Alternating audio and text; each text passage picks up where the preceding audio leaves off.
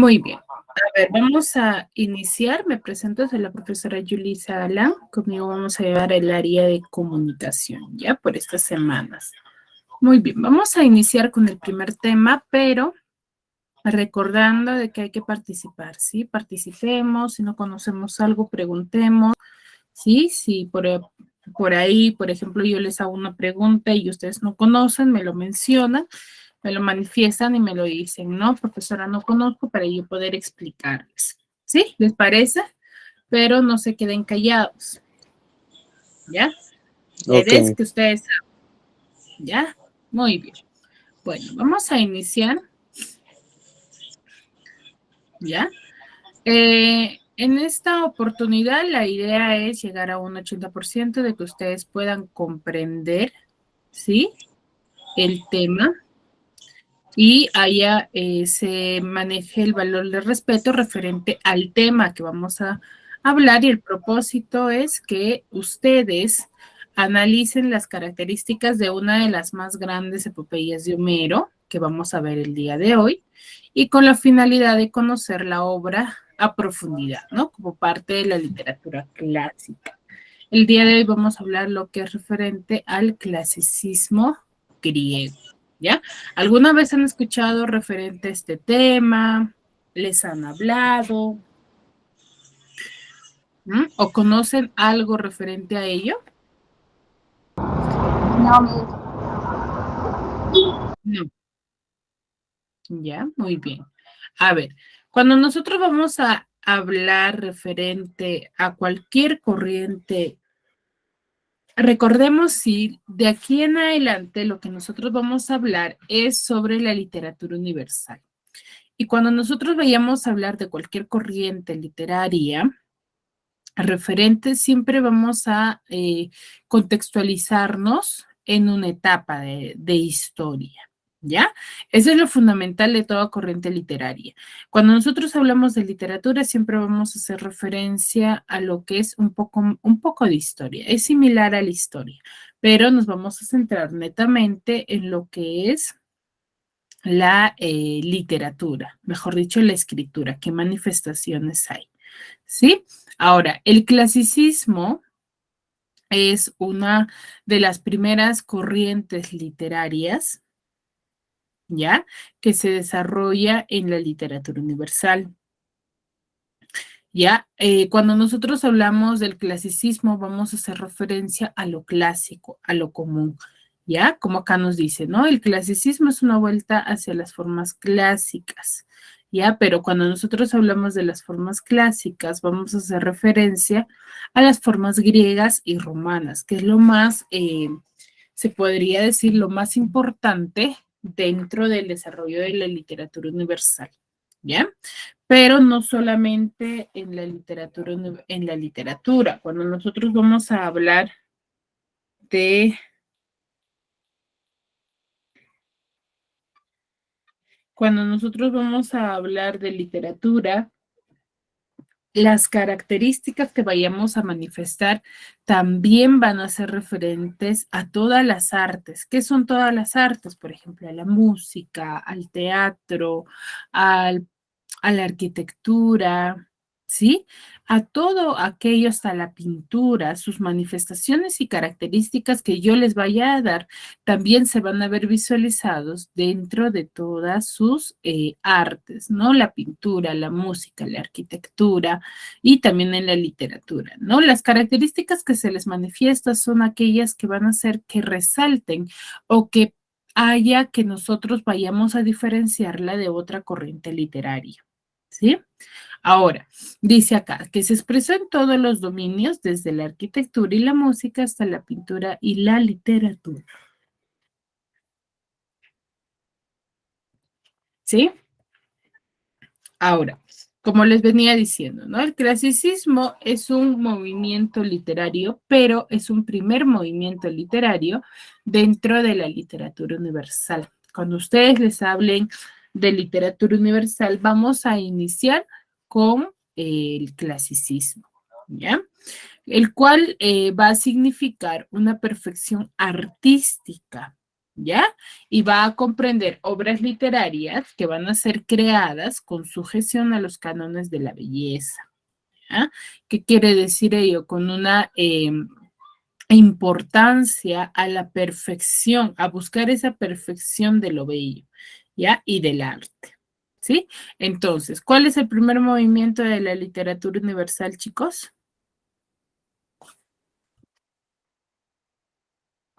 También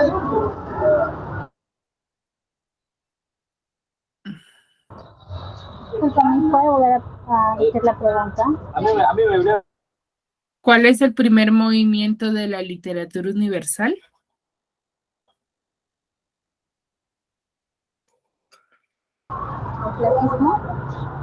El clasicismo. El clasicismo, ¿ya? Ese es el primer movimiento de la literatura universal, el clasicismo, que va a significar la perfección artística, ¿ya? Muy bien. Ahora, el clasicismo va a tener ciertas características que nosotros debemos tener en cuenta. ¿Para qué? Para poder identificarlas. ¿Cómo yo voy a poder identificarlas? Cuando yo voy a, ¿cómo se llama? ¿Qué voy a hacer? Cuando yo voy a leer una obra literaria, por ejemplo, voy a observar estas características que yo les estoy manifestando, ¿ya? Lo van a tener en cuenta.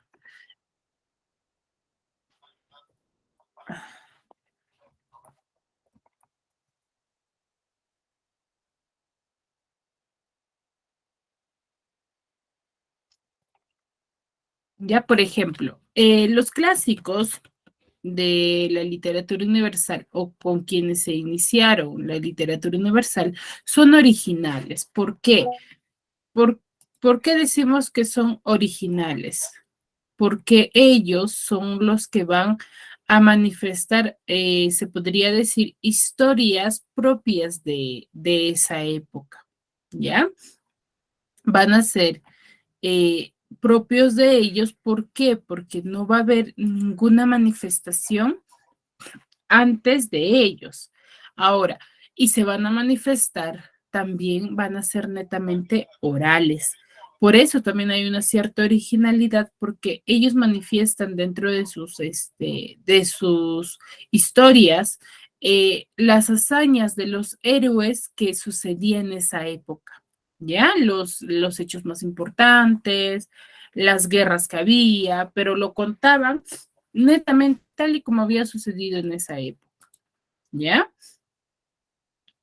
Ahora, va a también tener una cierta armonía en cuanto a su escritura, ¿sí?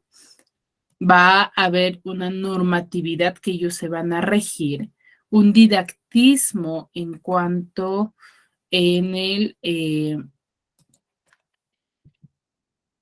cuanto a su escritura y en su desarrollo de la literatura, ¿ya? En eso más que todo.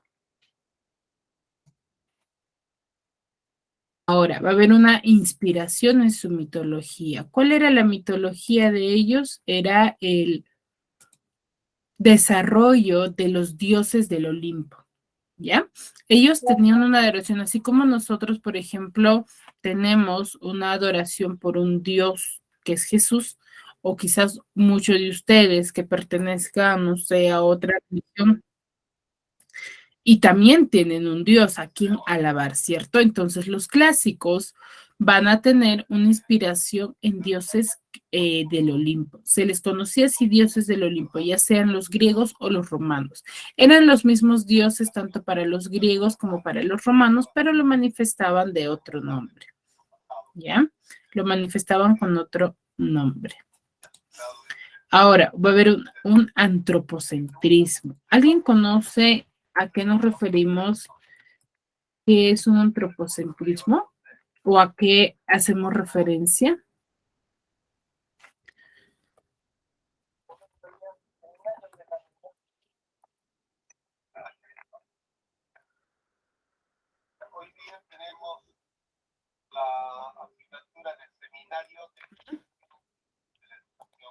¿Alguien conoce, chicos? ¿A qué nos referimos cuando decimos que una de las características del clasicismo es el antropocentrismo?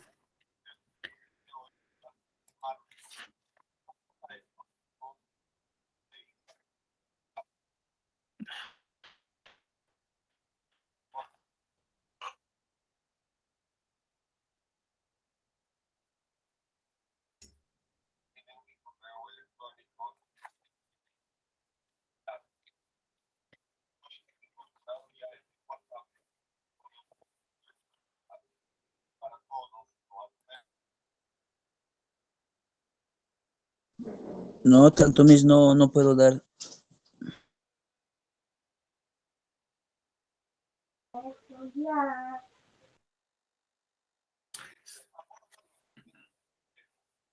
Muy bien.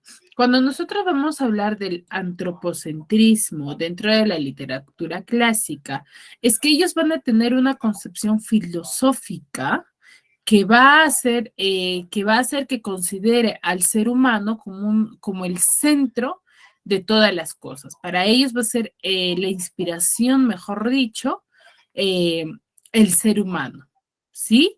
Con el fin absoluto de ellos van a tener de la creación, cómo es que sucedió ello, ¿no? Entonces, a eso conocemos como antropocentrismo y un esteticismo en cuanto a su escritura, ¿sí? Ahora, el clasicismo no solamente va a tener esas características, sino va a tener mucho más. Recuerden que estas características no solamente van a ser para la literatura, también va a haber en cuanto para la pintura, van a tener las mismas características, ¿ya? Ahora, el clásico también va a concebir al arte como una utilidad pública, ¿sí? Que siempre van a ser que van a destacar la ética y el buen gusto dentro del desarrollo de sus artes, ¿no? De la pintura, de la literatura, de la música. Se van a caracterizar por ello, por tener un buen gusto y por destacar lo que es la ética.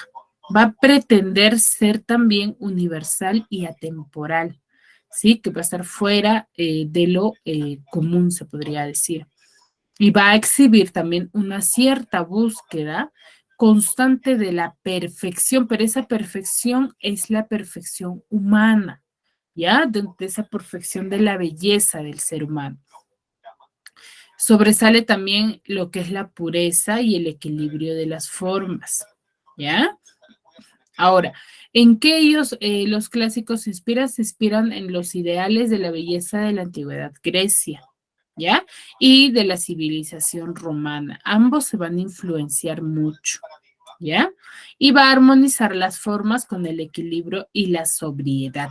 A eso se refiere la armonización, ¿ya? La armonía. Y va a dar continuidad a los valores del Renacimiento, ¿no? También los clásicos van a seguir con una tendencia humanista. ¿Qué quiere decir el antropocentrismo? ¿Ya? Resaltando siempre la independencia y dignidad del espíritu humano. Eso siempre va a ser lo fundamental para los clásicos. ¿Ya? Hasta aquí, ¿alguna consulta?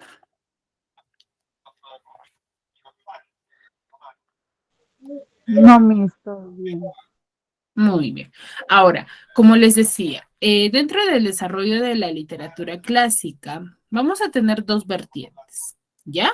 De los cuales, ¿a qué llamamos vertientes? A las manifestaciones. Va a haber dos vertientes en los cuales se va a manifestar la literatura clásica, pero va a haber una en la cual se va a manifestar con mayor énfasis y va a haber realce hasta la actualidad. ¿Ya? Por ejemplo, la vertiente oriental. A ver, un momento.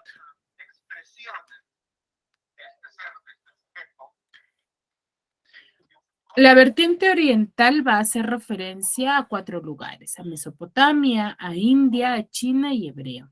¿Ya? ¿Dónde se va a manifestar? Pero acá no va a haber muchos autores que van a resaltar mucho, ni mucho menos se va a manifestar de manera con gran importancia o que vaya a tener realce para para toda la humanidad. En cambio, en la vertiente occidental sí vamos a tener a Grecia y a Roma, que es donde van a nacer los autores y es de donde se va a contar las historias, de las cuales van a estar basadas en los libros que se van a analizar, ¿no? Hasta la actualidad que se analizan y que se da por resultado de que es la iniciación de la literatura universal, ¿sí? Porque nos va a contar todo el proceso de cómo es que se llegan a formar, por ejemplo, aparecen los griegos, aparecen los dioses, cómo hay ese enfrentamiento. Ahora, tanto en Grecia como en Roma, como les decía, se van a manifestar las mismas historias, o por no decirla tal y como se manifiesta en los griegos, pero ellos lo van a manifestar con otro nombre, ¿ya? Entonces hay dos vertientes, la vertiente oriental y la vertiente occidental, de la cual la vertiente occidental va a tener mayor realce e importancia, ¿sí?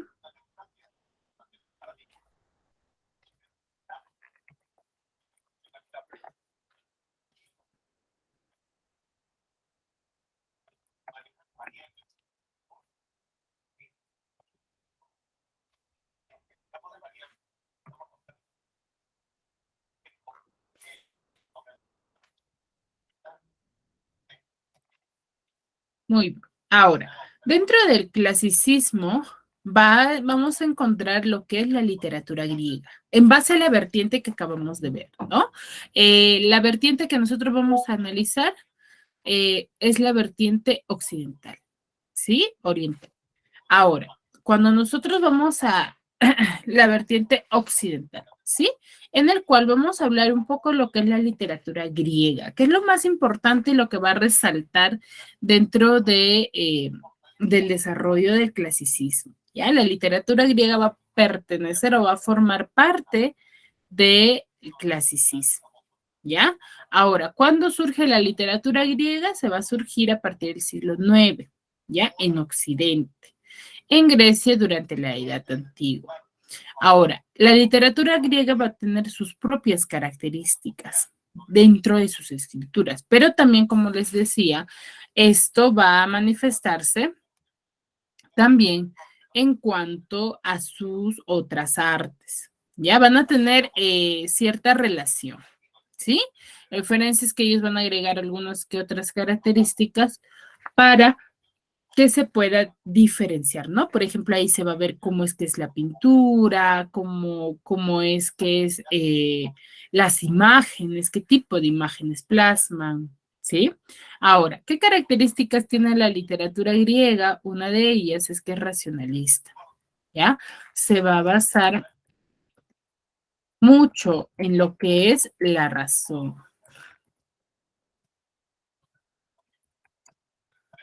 Pero con la razón del ser humano.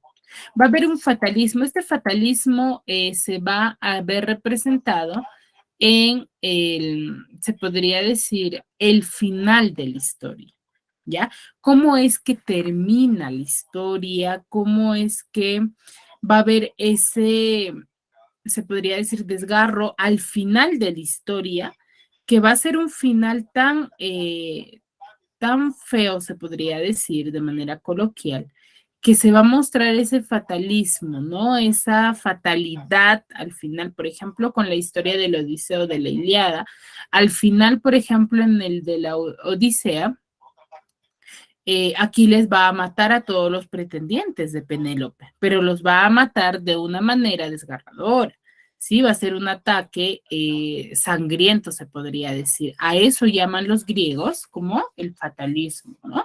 Y por ejemplo, en la Ilíada, al final de la historia, Aquiles es quien va a llevarse el cuerpo de Héctor arrastrado por sus caballos. Entonces, en el cual él va a morir descuartizado, ¿no? Totalmente irreconocible. Y eso es un fatalismo también que se muestra, ¿no? Como les decía, el fatalismo dentro de la literatura griega se va a mostrar al final de la historia, ¿sí?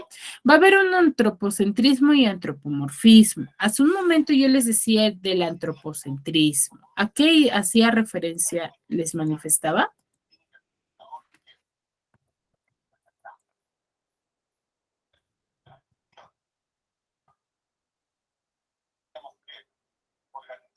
¿Mm?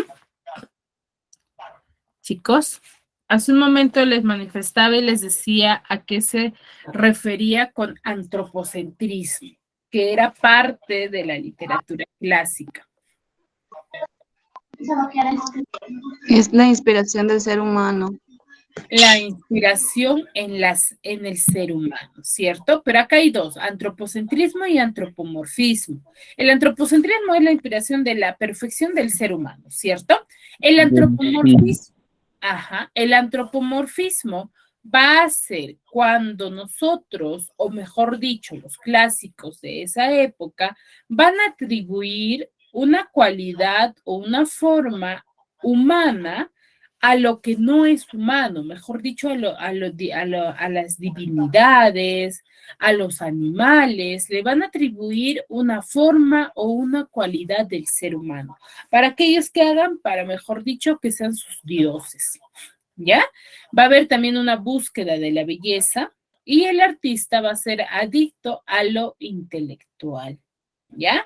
Entonces son 5 características fundamentales que cuando nosotros vayamos a leer una obra, vayamos a identificarlos. Y al momento de identificarlos, ¿en qué nos ayuda a conocer estas características? Es que nosotros debemos conocerlo para poder identificar las obras y poder decir, ¿no? Ah, ya, esta obra pertenece a la literatura clásica y es una de las primeras obras, porque tiene esta característica, se presenta esto dentro de la historia, ¿ya?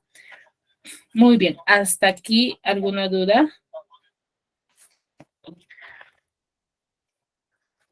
Antinomis. Un momento. Muy bien. Continuamos entonces. Ahora, lo que les voy a mostrar ahora es, por ejemplo, las etapas, ¿no? ¿Cómo es que se va a desarrollar la literatura griega? Y cómo se les conoce a las 3 etapas que va a tener, ¿no? Por ejemplo, tenemos la etapa del jónico o el periodo jónico o arcaico, que es conocido como el origen, ¿no?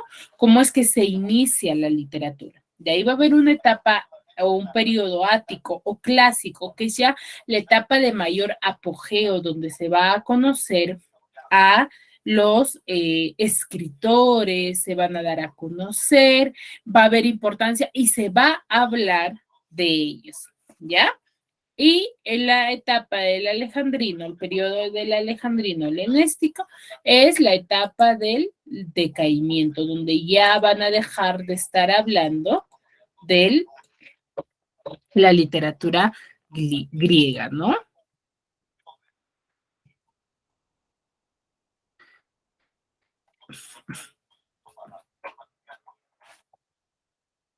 Muy bien. Ahora, en el periodo jónico o arcaico, que es la etapa del origen, va a ser la época de los aedos y rapsodas. ¿A qué llamaremos aedos y rapsodas? ¿Mm?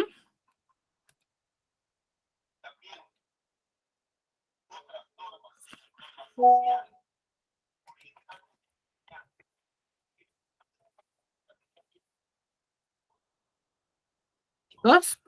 ¿A qué llamaremos aedos y rapsodas? ¿Alguien conoce estos términos?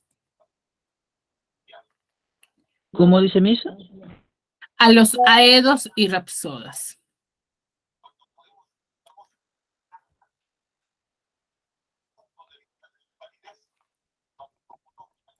No entiendo de eso, de qué tema se trata. A ver, cuando nosotros hablamos de la etapa arcaica, que como les decía, ¿no? Es la etapa de la iniciación de la literatura clásica, mejor dicho, de la literatura griega, que va a ser la época de los aedos y rapsodas. ¿Quiénes eran los aedos y rapsodas? Se les decía así a las personas que iban comentando de manera oral, de pueblo en pueblo, contando las hazañas de los héroes, porque era una época de guerra. Entonces, ¿qué hacían ellos? Iban contando de pueblo en pueblo a las hazañas, las guerras, cómo es que se había defendido, quién era el héroe, quién había ganado, iban contando, ¿no? Las guerras. Entonces, a esas personas que iban contando de pueblo en pueblo, se les conocía como aedos y rapsodas, ¿ya? De los cuales... O también como mensajeros, ¿no? Exacto. Ahora, por ejemplo, nosotros tenemos, pero era en especial historias que no conocía el resto, ¿ya?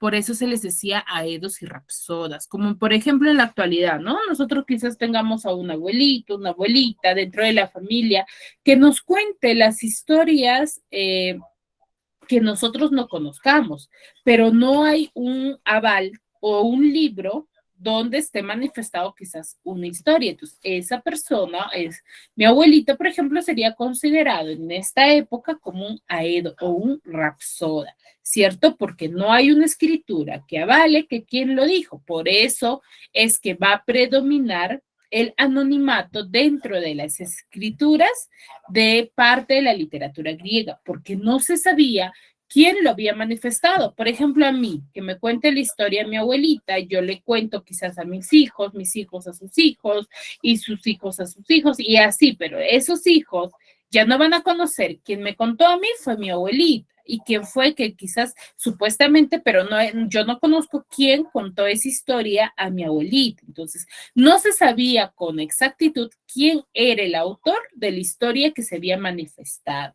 Estas historias, por ejemplo, dentro de la literatura clásica, se manifestaban dentro de, en ese tiempo, se tenían salones grandes donde se reunía la población como si fuese una reunión en la cual se manifestaban estas historias. Entonces iba de boca en boca, en el cual no se conocía quién lo había manifestado o quién había creado esa historia o quién lo había visualizado, ¿sí?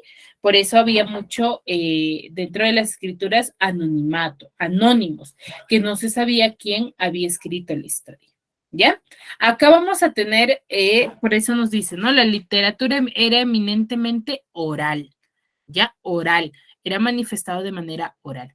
Aquí vamos a ver dos géneros literarios, que es el épico y el lírico, en el cual vamos a tener en el épico a Homero y Hesiodo y en el lírico a Safo y a Píndaro, ¿ya? Eso es por parte de cómo se inició la literatura griega.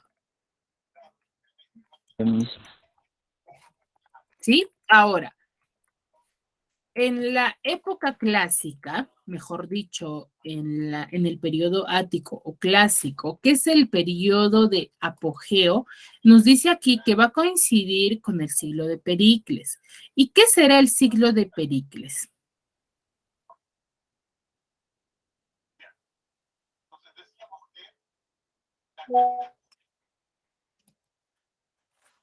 ¿No son de religiosos, mis? No. Cuando nosotros hablamos que coincidió con el siglo de Pericles, el siglo de Pericles va a ser considerado aquel siglo en el cual se va o se fomentó la construcción de grandes obras públicas, ¿ya? Y va a mejorar la vida de los atenienses, ¿ya? De Atenas, que es un lugar específico donde se va a desarrollar la mayoría de las historias. Y va a dar un gran impulso a todas las manifestaciones artísticas y culturales. Por eso es que coincidió con esa época, ¿no? En la época de mayor apogeo. Por eso es que se dice, ¿no? Ahí porque va a haber muchas construcciones en beneficio de la población. Es como, por ejemplo, ¿no? Yo diga, tal obra surgió, por ejemplo, en la época de Alberto Fujimori. ¿Cómo yo sé que surgió en la época de Alberto Fujimori? Porque, por ejemplo, cuando él llegó, dentro de una historia yo veo que hayan plasmado la llegada quizás o el uso del automóvil. Entonces, hasta la época de Fujimori todavía no había automóviles. Quien lo introdujo fue el Alberto Fujimori. ¿cierto? Entonces, es una etapa característica de ello, ¿no? Entonces, lo mismo sucedía en esa época, en el siglo de Pericles, era en el cual, en la época, mejor dicho, de Pericles, quien era quien fomentaba las construcciones, obras sociales, también se daban las grandes, se podría decir, obras públicas, va a mejorar de lo que era una vida quizás un poco peligrosa, mejora la vida de los atenienses y va a manifestar o va a dar un gran apoyo en cuanto a las manifestaciones artísticas, ¿ya? Y la literatura, claro está, y es como se va a dar a conocer. Sí, por eso se le conoce. Aquí aparece el género dramático con Sófocles y Aristófanes, ¿ya?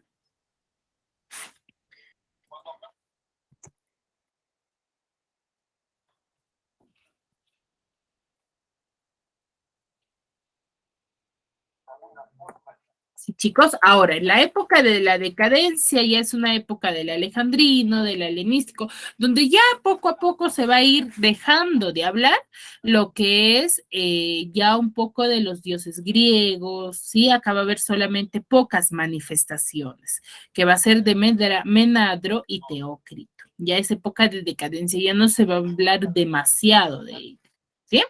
Hasta aquí, ¿alguna duda? Chicos. No, profe, lo mismo. Muy bien. Ahora, vamos a hablar de uno de los representantes de la literatura clásica, ¿sí? Que es sumamente importante. Es uno de los autores llamado Homero, ¿sí? Que de Homero es uno de los grandes representantes de la literatura griega que se ha llegado a estudiar, a analizar hasta la actualidad, pero que no se conoce con exactitud quién fue y si en realidad fue uno de los autores, ¿no? Como les decía, ¿por qué? Porque dentro de la literatura clásica, o también llamada literatura griega, va a estar conformada por la mayoría de ellos por rapsodas. Y la literatura que ellos van a manifestar es eminentemente oral, netamente oral, ¿ya? Por lo que ya les he explicado. Entonces, por eso es que no se conoce con exactitud si fue Homero o no, ¿no? Hay una historia detrás de ello al cual se le ha aludido a este personaje como el autor de dos grandes obras sumamente importantes que van a dar importancia a lo que pasaba en ese siglo. Ahora, ¿qué se conoce de Homero? Que era un anciano ciego, ¿sí? Que va a cantar, que cantaba poemas, ¿sí? En un salón. Cretéis es la madre de Homero, su mejor amigo es Mentor, y esto desencadena toda una historia, ¿no? ¿Por qué por ejemplo, Homero, ese no era el nombre de Homero, ¿sí? Se le coloca ese nombre porque en Colofón él va a perder la vista. Entonces, a las personas que perdían la vista o que no tenían que no contaban con este sentido de la vista, se les conocía como Homero. Es por eso que le dan este nombre, ¿ya? Él en un viaje, de cansado ya de donde estaba, se va a la casa de su amigo Mentor, a pasar como si fuesen unas vacaciones, ¿no? En el cual, en la casa de Mentor, él va a concebir la idea de la Odisea.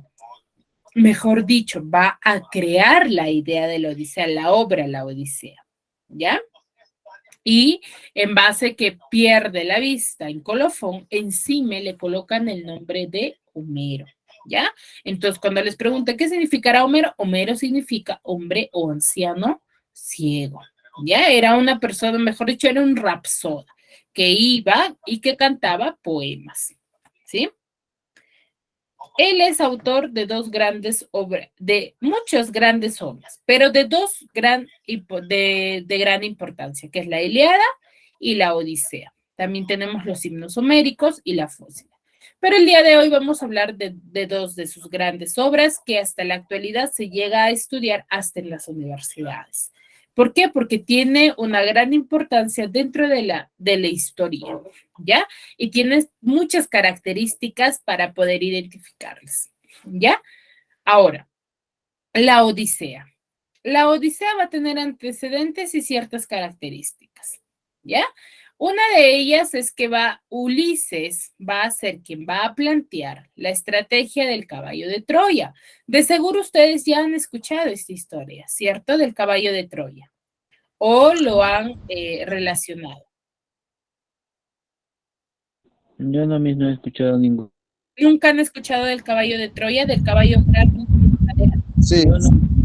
sí, Ya, mis, que se ya, introdujeron ahí los.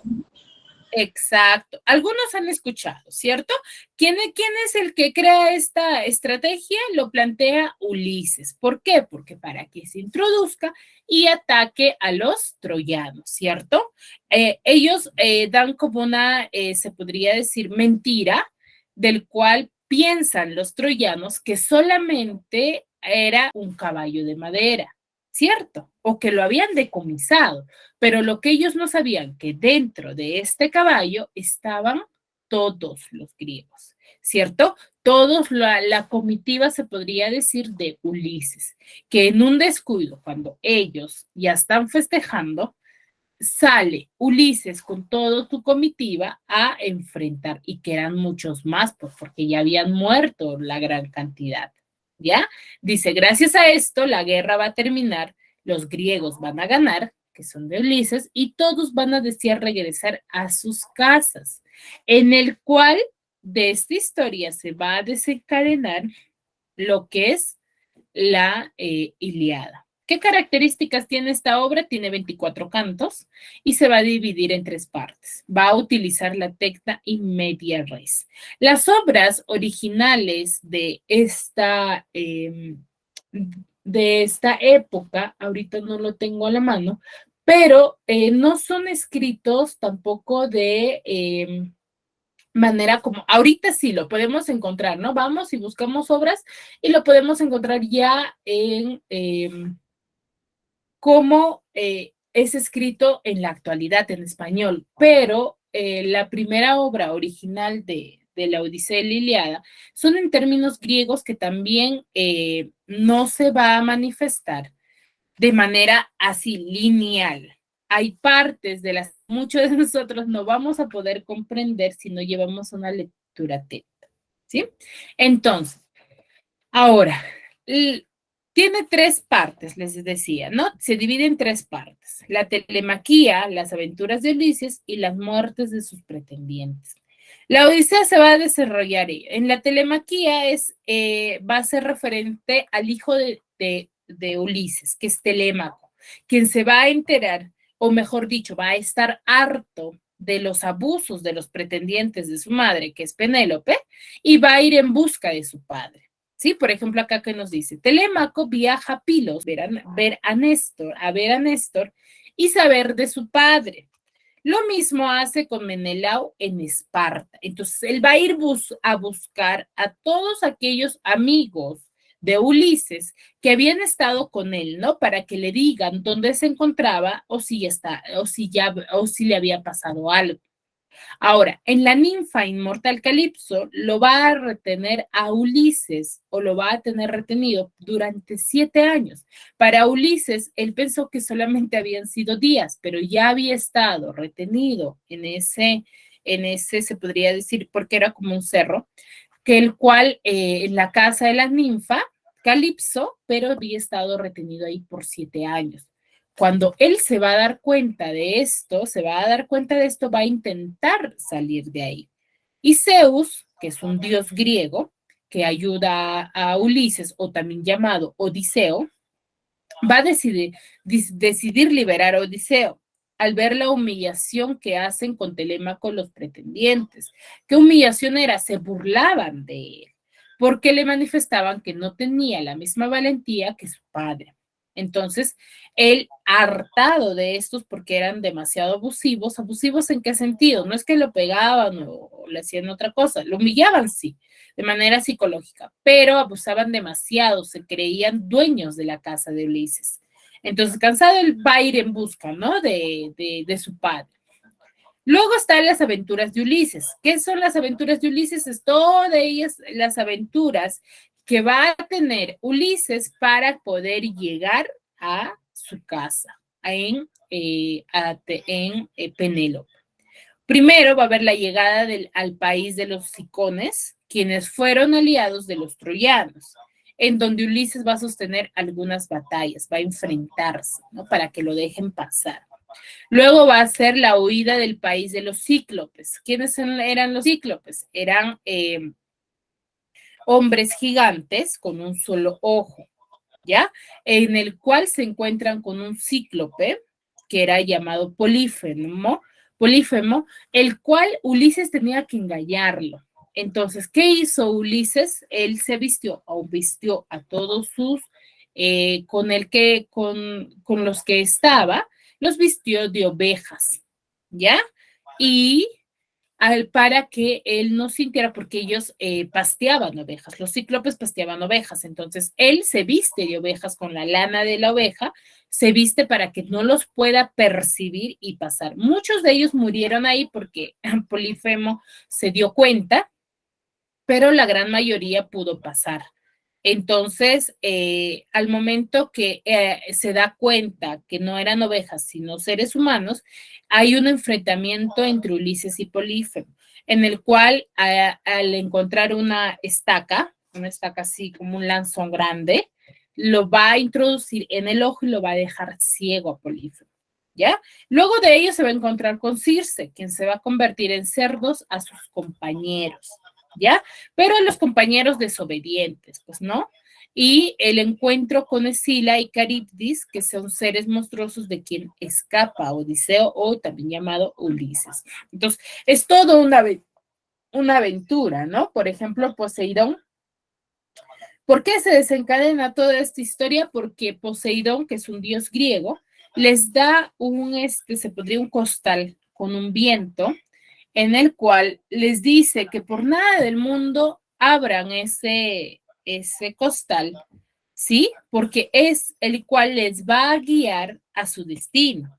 Pero uno de sus acompañantes de Odiseo, de Ulises, va por curioso, por eso a veces dicen la curiosidad a veces no es buena, porque por más que les había dicho de que ellos no abrieran el costal, lo abrió y desencadenó un aire que les hizo que perdieran la dirección exacta. Y es el cual él va a pasar por todo este proceso, diferentes batallas para poder llegar a casa, ¿sí? Ahora, y al final, que es la muerte de los pretendientes, que se da con la llegada de Ulises a su casa, ¿ya? Él como llega, él no llega, yo soy Ulises y ya, sino él se viste de mendigo, ¿sí? Pero primero se presenta ante su mejor amigo y ante su hijo Telémaco, ¿sí? Se encuentra con Eumeo, que es uno de sus amigos, y con Telémaco, lo que les decía, ¿no? Y les manifiesta que él es Ulises y le cuenta la batalla y le comenta el plan que tiene a su hijo, ¿sí? Él, como hasta el momento, Penélope no había concedido a nadie, porque ella consideraba de que su esposo seguía vivo, entonces Ulises le plantea o les comenta la idea a Telémaco y a Eumeo, la idea que tenía, que era de que Telémaco reuniera a todos los pretendientes y les diga, ¿no? Aquel hombre que haga pasar las flechas por un arco, ¿sí? Con la flecha de Ulises, va a ser quien se va a quedar con mi madre. Su madre tampoco sabía que ya Ulises había vuelto, que su esposo había vuelto. Entonces los pretendientes aceptan. Entonces, al momento de ahí, cierran todas las puertas y realizan esta actividad. Están viendo ahí, todos prueban, todos intentan, pero ninguno lo va a poder. Entonces, este anciano mendigo, que era Ulises en sí, ¿sí? Dice, yo lo intentaré. Entonces los pretendientes se burlan, ¿no? ¿Cómo es que un anciano va a poder? Le empiezan a insultar, humillar, a veces a golpear. Entonces, cuando él intenta a desarrollar esta actividad, dicho y hecho, lo realiza y gana. ¿Gana en qué sentido? De que sí hace pasar la flecha por el arco, ¿sí? Por el círculo. Por ahí, por el medio, llega a introducir y todos los pretendientes se quedan sorprendidos y es donde se desencadena se podría decir la masacre, ¿no? Porque empiezan a enfrentarse Ulises Telémaco con todos los pretendientes, en el cual Ulises va a ganar, va a matar a todos los pretendientes porque él ya había cerrado todas las puertas. Ellos van a intentar salir y se dan cuenta que es Ulises, ese mendigo, se dan cuenta que era Ulises. Entonces intentan salir, pero no van a poder, el cual da muerte a todos, ¿sí? Acá nos dice, ¿no? Muertos los pretendientes, Penélope acepta que Odiseo es su esposo. Hasta ahí, Penélope se había resignado, ¿no? Triste ella, acepta, y porque ella no sabía todavía que era Ulises. Entonces acepta y Ulises va a se podría decir, al dormitorio de Penélope, donde él va a decirle que en sí, pero antes de decirle, le plantea ciertas preguntas todavía para probar la fidelidad de Penélope. Entonces ella también le cuenta qué es lo que había hecho, todo, y ahí recién le manifiesta que él era Ulises. Sí, le cuenta todas sus aventuras y se llegan a reencontrar. Porque recuerden que hasta que Ulises llegue, Penélope, ¿qué hacía? ¿Por qué no aceptaba? Les daba así ciertas, se podría decir, obstáculos, el cual les decía, ¿no? Por ejemplo, ella les dijo en un inicio que cuando ella terminara de tejer una colchita, algo así, no me recuerdo, ella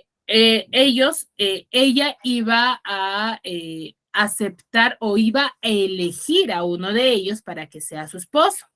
Pero ¿qué es lo que hacía Penélope? Por el día, cuando ellos lo observaban, ella tejía, pero por las noches, cuando ellos, los pretendientes, dormían, ella destejía. Entonces nunca iba a terminar de tejer, ¿cierto? Entonces en ese proceso se llevó gran parte. ¿Cuándo es que sale a buscar Telémaco? Es cuando los pretendientes se llegan a cansar de la espera y ya se llevan a maltratar a las mujeres de donde vivía, de la casa de Ulises, a las muchachas, las violaban, las ultrajaban, comían hasta de por más, ¿cierto? O sea, prácticamente eran como si fuesen visitantes que no gastaban nada, simplemente abusaban de los beneficios de la casa de Ulises. Entonces, de esa manera, ¿no? Ahí se ve la fidelidad de Penélope. Y acá tenemos un pequeño gráfico de las aventuras que Ulises tuvo para llegar a su casa, ¿no? A su destino final. Tenemos primero la salida de Troya, luego le da esos vientos favorables, ¿sí? Lo que les decía, ¿no? Que le da Poseidón para que se pueda guiar, ¿sí? Luego vienen los vientos que se desvían, ¿no? Este curioso, joven, o mejor dicho, acompañante, que va a hacer que esto se desvíe, ¿no? Luego viene la escapada de la isla de los cíclopes, ¿sí? Con la historia de las ovejas. La estancia en la isla de Eolo, quien va a perder ahí a varios también. Y luego vienen otra vez los vientos favorables y todo un proceso, ¿no? Para que llegue a Ítaca, ¿sí? Acá les voy a mostrar un pequeño video respecto a esta historia para que lo entiendan. Me avisan, por favor, si llegan a escucharlo. Nos vamos a poner bien épicos y aventureros con la Odisea de Homero. ¿Lo escuchan? Sí, se escucha, Miss, sí. Se escucha. Sí, Miss.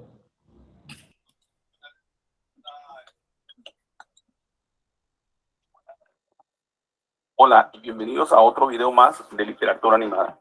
Este día nos vamos a poner bien épicos y aventureros con la Odisea de Homero. Acompáñenme. Todo comienza cuando las cosas se están poniendo candentes en el reino de Ítaca, allá en Grecia, unos 100 años después de terminar la guerra de Troya. Lo que sucede en Ítaca es que el rey Odiseo o Ulises, como ustedes le quieran llamar, está desaparecido y en su tierra tienen casi 20 años sin saber de él. Ni siquiera su hijo Telémaco, ni su sensual y atractiva esposa Penélope han oído una sola palabra acerca de él durante todo este tiempo. Y como todo el mundo piensa que está muerto y que nunca va a regresar, unos 108 hombres de la ciudad, sí, escucharon bien, 108 hombres se ponen a cortejarla, ya que si alguno de ellos logra conquistar a Penélope y se llegan a casar con ella, uno de ellos se convertirá en rey. Pero Penélope, aparte de estar de muy buen ver, evade a todos los galanes y los mantiene en la friendzone, a todos, por un muy buen rato. Bueno, entonces, resulta ser que Odiseo cayó preso en la isla de la diosa Calipso. Pero no crean que es un preso convencional, en una cárcel convencional. No, no, no, no, no. Por supuesto que no. Es un preso de amor. Y obviamente Odiseo hace mucho el amor con Calipso. Y como se dice vulgarmente, le ponen bien duro Jorge al niño. Y pues la diosa está muy contenta y no lo deja regresar a casa. Mientras todo esto sucede, allá en Olimpo, donde se encuentran todos los dioses, Atenea, quien es hija de Zeus, le pide a su padre, quien es el rey de todos los dioses, que liberara a Odiseo para que pudiera regresar a casa. Zeus es persuadido por Atena y este emprende su viaje en el mar, pero el dios del mar, Poseidón, enojado con algunas fechorías que había hecho Odiseo, le deja caer una tormenta en medio del mar y lo desvía de su rumbo. Y se preguntarán, ¿por qué estaba enojado Poseidón con Odiseo? Pues bueno, resulta ser que una vez acabada la guerra de Troya, Odiseo zarpa en un barco lleno de itacenses listos para ir a casa. Estos se desvían por causa de muchas tormentas y sin querer llegan a la isla de los cíclopes. Pero no vayan a pensar que los cíclopes eran todos unos galanes, como los que salen en los X-Men, porque los de la mitología griega eran monstruos gigantes que solo tenían un ojo. Y por desgracia, uno de estos monstruos se come a varios itacenses que acompañaban a Odiseo. Pero antes de que se comiera a Odiseo, este le da un nombre falso. Odiseo le dice al cíclope que se llaman Nadie. Esa misma noche lo emborracha y hace una lanza mientras este está dormido. Y madres, se la clava en su único ojo y Ulises logra escapar. Bueno, resulta ser que el cíclope es hijo directo de Poseidón y es por eso que él le avienta una gran tormenta a Ulises cuando éste se dirigía a Ítaca y tarda casi 10 años en regresar a casa después de que acabó la guerra. Después pasan por la isla de Eolo, que está en camino a Ítaca, solo para desviarse otra vez y caer en la tierra de Circe, donde se encuentran con sirenas. Pero no crean que son como la sirenita de Disney. En la mitología griega, estos eran monstruos que tenían voces hermosas que hipnotizaban a todos aquellos que escuchaban sus cánticos, para después devorarlos. Pero Odiseo, siendo el protagonista de nuestra historia, será el primero y el único en escuchar el canto de las sirenas y vivir para contarlo. Después desembarcan en la isla de Helios, dios del sol, donde hay muchas vacas. Pero antes de llegar a esta isla, habían recibido advertencias que no se comieran esas vacas o podían morir. Pero 6 de esos hombres, en vez de morir de hambre, deciden comerse las vacas y mueren. Bueno, ya finalmente Odiseo regresa a Ítaca y con la ayuda de Atena, este logra hacerse pasar por mendigo para pasar desapercibido y tratar de entender la situación actual en su tierra. Todo para enterarse de que su muy sexy esposa tiene muchísimos pretendientes y que estos solo quieren llevársela a la cama y comerse su comida.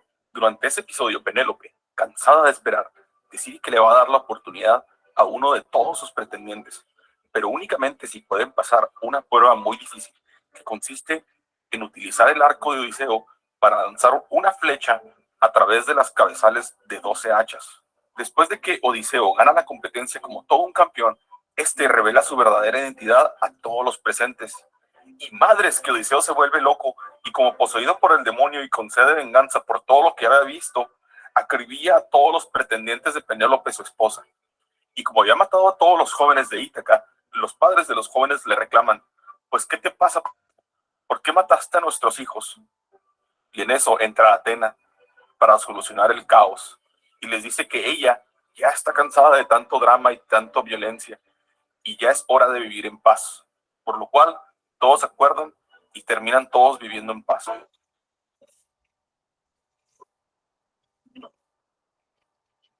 No. Este Odiseo es como la combinación de Brad Pitt, Tony Stark, Juan Camaney y un gato, pero de la mitología griega. Tan solo pónganse a pensar en esto. Aparte de ser rey de Ítaca, que no es cualquier cosa, es prisionero de amor de una diosa, y su castigo es ponerle bien duro Jorge al niño en una isla en el Mediterráneo. Qué envidia y qué mal se la pasa Odiseo, ¿no? Aparte, mata a monstruos como el Cíclope y es un sobreviviente a un sinfín de peligros en el mar. En eso es en lo que se parece al gato. Para mi gusto, este es un absoluto superhéroe y galán de la mitología griega. Todas estas aventuras lo convierten en un individuo muy experimentado, como por ejemplo cuando engaña al Cíclope y le da un nombre falso para no ser devorado, o cuando por fin llega a Ítaca y se disfraza de mendigo para no ser reconocido y poder anticipar los movimientos de sus enemigos. Pero para alguien tan audaz y valiente como Odiseo, hay veces que parece una balsa en medio del mar sin rumbo ni dirección, porque hay veces que parece estar controlando la situación, pero otras veces se le sale de las manos. Por eso es que salen a relucir dos preguntas. ¿Es acaso culpa de los dioses todo lo que le pasa a la tierra? ¿O acaso somos los humanos los causantes de todo? Miren lo que dice Zeus, cito: ay, ¿cómo culpan los mortales a los dioses? Pues de nosotros, dicen, proceden los males, pero también ellos por su estupidez soportan dolores más allá de lo que les corresponde. Por ejemplo, ¿de quién es culpa de que Odiseo haya estado ausente por tanto tiempo? ¿Acaso fue su culpa por haber cegado al hijo de Poseidón? ¿O acaso Poseidón es un dios muy retrógrada y no agarra la onda? Ahora, no podemos culpar a Odiseo sin haber visto la historia de Agamenón, quien trata de irse a casa después de la guerra de Troya, con la excepción de que cuando éste llega a la casa, encuentra a su mujer en la cama con otro, pero este de inmediato lo mata. Para la fortuna de Odiseo, su mujer no es así, ya que mandó a todos los pretendientes a la friendzone. Según ella, no podía estar con nadie hasta que ella terminara de tejer sus chambritas, pero cada noche ella deshacía lo que tejía durante el día, logrando atraer a todos los don Juanes que querían con ella, todo mientras Odiseo está tratando de llegar a casa por más de 10 años. Imagínense, 10 años de abstinencia por estar esperando a su marido es algo igual o más heroico que lo que hizo Odiseo mientras estuvo perdido. Así que la moraleja de esta historia es algo que la mismísima Penélope, Atenea y otras mujeres han comprobado, que no importa qué tan chingón seas como lo era Odiseo, nunca vas a lograr hacer nada sin la ayuda de una mujer. Y esto fue. Muy bien. ¿Qué les pareció la historia? Interesante, ¿verdad? Bonitamente interesante. Bonita, cierto. Es bastante interesante porque manifiesta la historia un poco de lo que pasó en Grecia en esa época, ¿no? Entonces, la siguiente clase vamos a terminar lo que es hablando sobre la Ilíada. Sí, hasta aquí. ¿Alguna consulta, alguna duda? Respecto al hablado. Entendido. No hay dudas, nos vemos la siguiente clase. Cuídense mucho.